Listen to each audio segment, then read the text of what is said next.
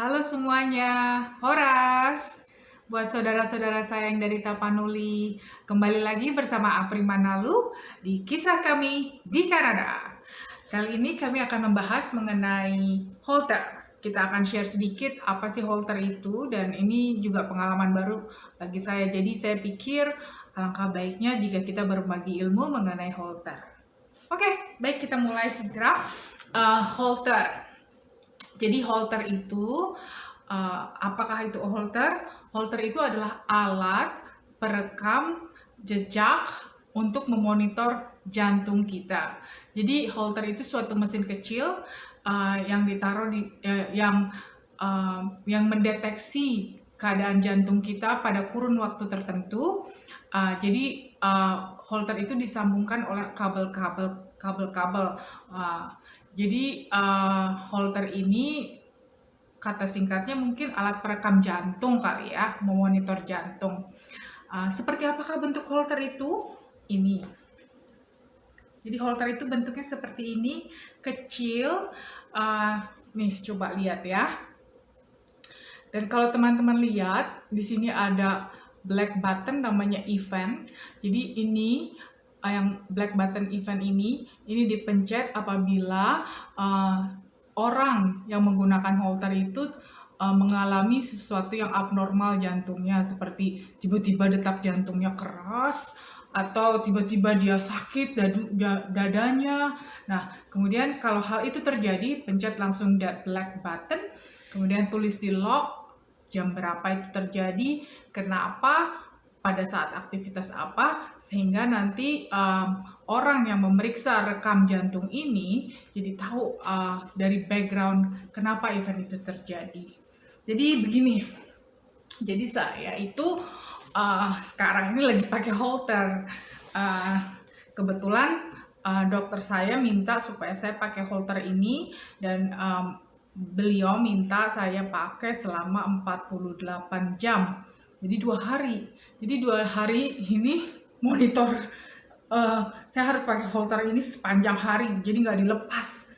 Non-stop. Saya tidur, saya makan, saya kerja, saya melakukan aktivitas saya sambil pakai ini. Jadi halter ini disambungkan di dalam tubuh saya dengan 5 kabel. Jadi kalau teman-teman lihat tuh di atas sudah ada 2, 3-nya lagi di bawah di sini, 3 lagi di bawah baju saya. Jadi ini nempel kabel-kabel ini banyak, dan kemudian saya itu bawa seperti tas kecil. Jadi halternya sendiri di dalam kantong kecil ini. Jadi ini saya bawa-bawa, ringan sih. Jadi saya taruh di kantong aja. Kayak saya pakai jaket nih dikit, jadi saya taruh di kantong. Jadi biar nggak terlalu memberatkan pundak saya ya. Nah, itulah halter. Jadi saya pakai selama kurun waktu tertentu. Jadi mau jantung saya dimonitor selama 48 jam itu. Oke. Terus kenapa sih kok saya harus pakai halter ini? Jadi backgroundnya nih saya mau share sedikit aja. Jadi kami tuh di sini di Kanada tuh biasanya setiap keluarga atau ya keluarga lah ya, biasanya kalau sudah settle gitu, kita punya family doctor. Family doctor itu ibaratnya dokter kita yang in charge seluruh kesehatan kita. Jadi bapak, ibu, anak semua tuh keluarga. Ya, jadi kalau biasanya itu kita ada kayak rutin ya, rutin periksa setiap tahun. Jadi dokter itu ini tugasnya memeriksa, memonitor kesehatan pasiennya atau family itu.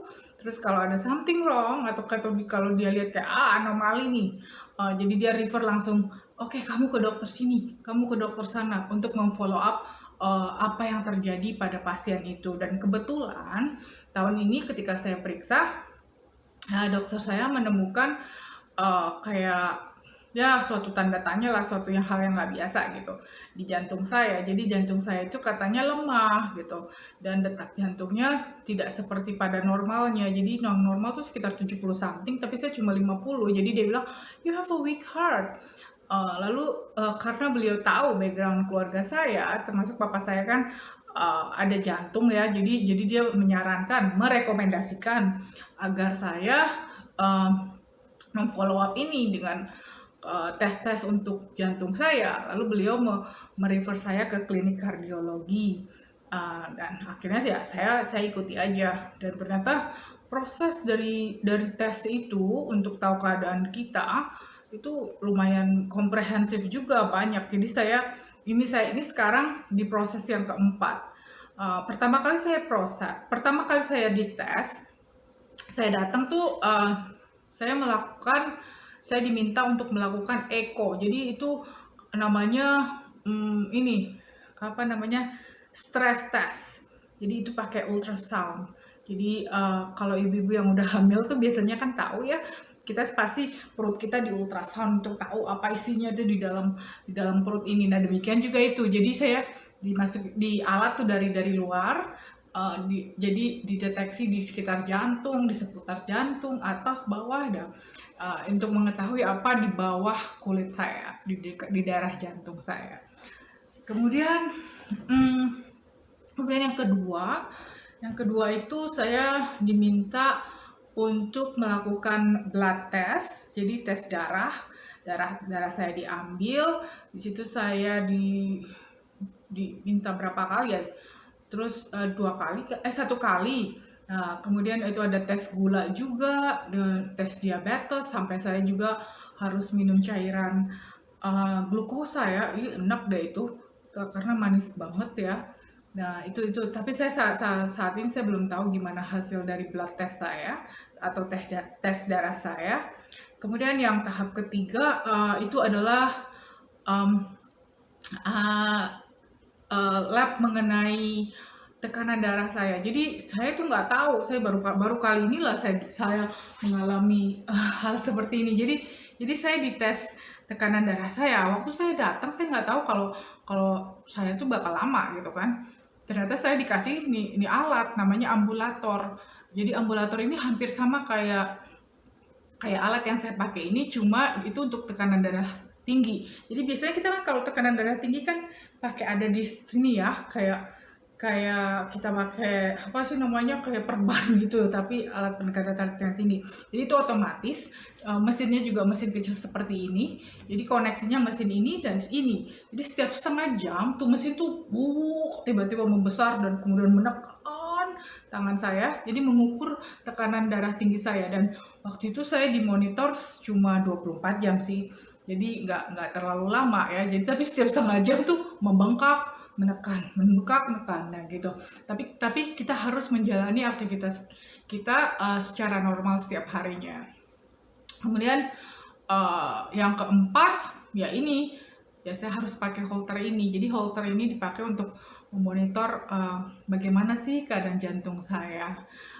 Dan ya sebelum saya pergi ke dokter untuk pakai Holter ini, saya sempat Google dulu apa sih ini Holter, apa yang saya lakukan. Karena waktu saya pakai ambulator saya kaget, kok saya harus pakai kayak gini, saya kayak beneran orang sakit ya.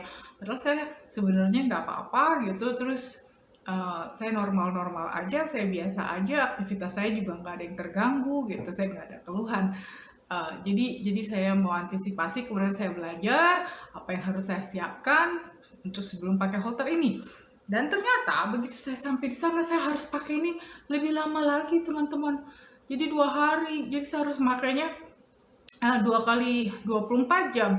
Kan makanya lumayan malu juga ya kalau ke supermarket terus bawa kayak ginian, terus ada kabel ini aja kelihatan kan, jadi kita nutupin gitu. Jadi lumayan malu juga gitu. Terus saya pikir ya udahlah gitu. Tapi kira-kira mungkin ini bisa membantu buat teman-teman juga, kalau mungkin nanti suatu hari harus pakai Holter gitu ya, untuk mendeteksi jantung, apa aja yang perlu disiapkan.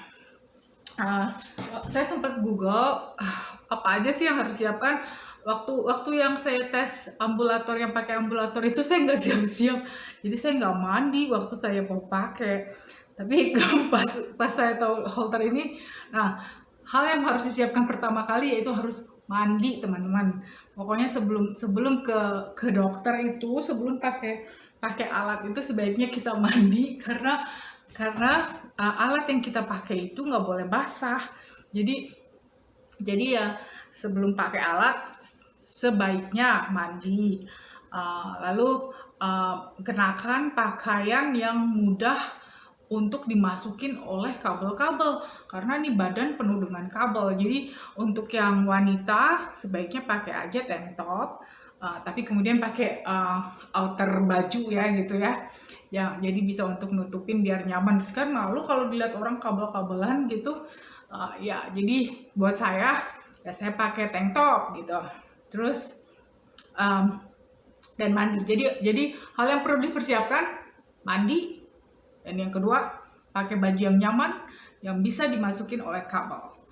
Nah, kalau udah pakai, apa yang kita lakukan gitu? Apa yang harus kita hindari dan apa yang kita lakukan? Yang kita hindari ya satu itu, yang pertama, jangan sampai mesinnya rusak.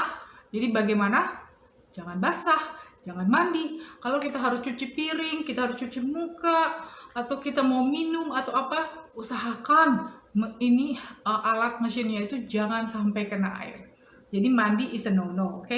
Kalau mau mandi, aduh misalnya kalau misalnya lebih dari 2 hari gitu harus pakainya, ya terpaksa harus copot kan gitu. Tapi sebaiknya jangan dicopot karena mereka pengen melihat kesinambungan dari grafik dari aktivitas daripada jantung kita. Oke, jadi jangan sampai dicopot, pasang lagi, pasang lagi. Oke, sebaiknya enggak. Jadi hindari air, dan yang kedua apalagi hindari juga dari alat-alat elektronik yang bertekanan tinggi, dan juga ya seperti microwave gitu ya, dan juga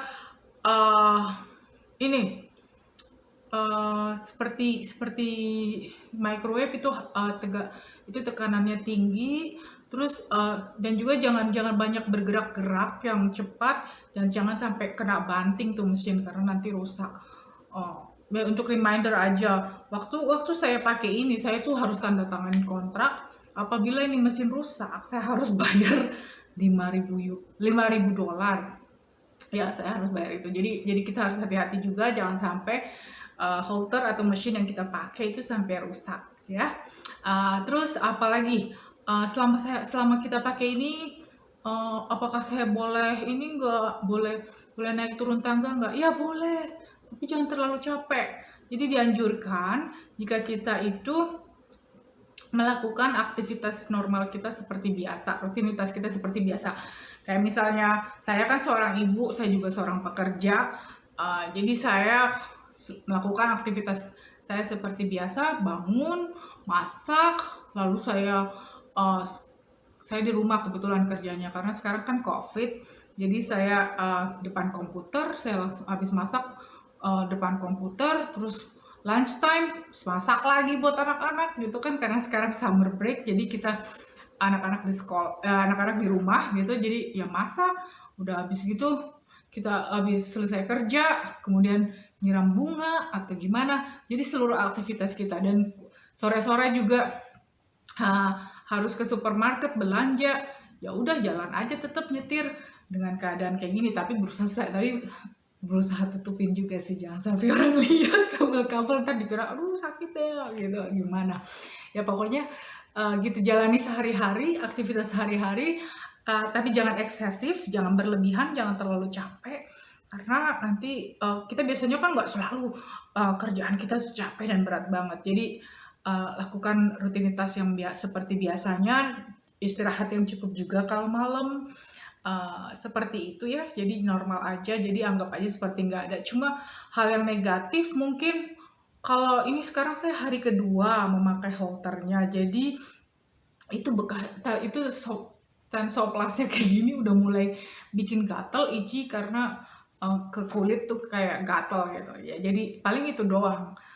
Sama kadang kita harus ganti posisi bagnya, seperti ini kan ya, posisi bagnya bisa ke kiri bisa ke kanan, biar pundak kita jangan sakit, atau taruh di kantong seperti saya. Kayak ini saya punya saku, jadi kemana-mana tinggal di kantong itu, jadi pundak kita tidak menahan bebannya. Ya kayaknya itu aja mengenai holter. Dan ya intinya holter itu adalah alat untuk memonitor jantung kita pada kurun waktu tertentu. ini sesuatu hal yang baru buat saya, dan waktu bapak saya juga kena, tapi kayaknya beliau nggak pakai itu ya. Jadi bagi saya ini suatu eksperimen yang, bukan eksperimen, experience yang berharga buat saya. Jadi makanya saya pikir, why not to share to everyone, oke? Jadi itu aja info dari saya, semoga bermanfaat. Terima kasih sudah menonton video ini, dan apabila Anda menyukai video ini, jangan lupa di like ya, and then subscribe. Oke, sekian dari saya. Terima kasih, dan nantikan kisah kami di Kanada pada video selanjutnya.